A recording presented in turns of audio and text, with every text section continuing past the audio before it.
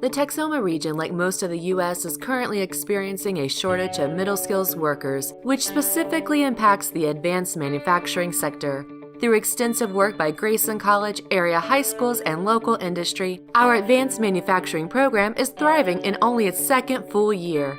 The planning for this program began in 2014, when we allocated $1.4 million for the startup of the program. With the help of our partners, this investment has continued to grow. Local industry has currently provided over $170,000 in funding. Workforce Solutions Texoma has provided $400,000 in grants.